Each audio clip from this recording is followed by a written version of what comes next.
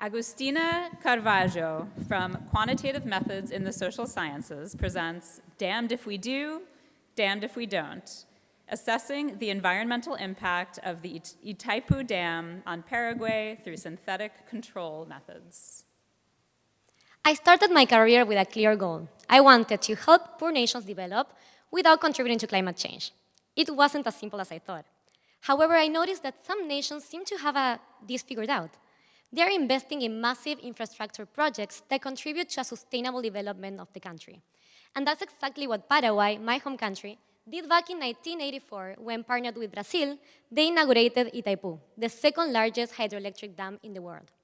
But was this a success for Paraguay? And most importantly, a solution to this global issue of balancing developmental needs with environmental concerns? In order to know, we would need to understand the multidimensional effects of these projects. So I decided to analyze the environmental impact of Itaipu in Paraguay, measured in CO2 emissions. But there is a little problem with this.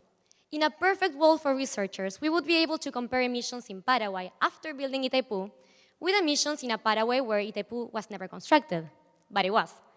So given the lack of a proper control unit in this scenario, I decided to employ a methodology known as synthetic control method. It basically suggests that we can build a synthetic control unit using data from different countries, and it works under the premise that one single country might not be able to imitate the data for Paraguay for all the things that might affect emissions, but we can use data from different countries and weight them according to how well they can resemble the pre-treatment data for Paraguay.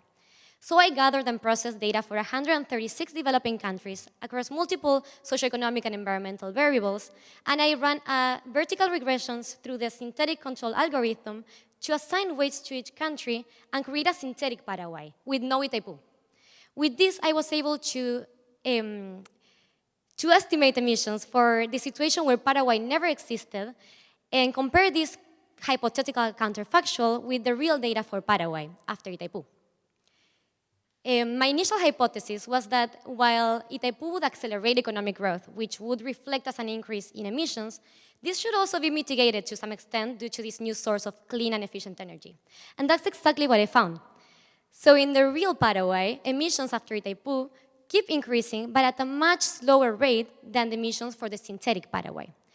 This means that investing in these projects can actually have a positive impact on the environment and should be considered as a solution to building a strong economy without damaging the planet. This is particularly important now with so many nations aiming to replicate similar projects, and with this new insight, we can make informed decisions that balance the environmental needs with the economic progress, ensuring a more sustainable future for generations to come, and making sure that we build more dams to avoid being too dammed. Thank you.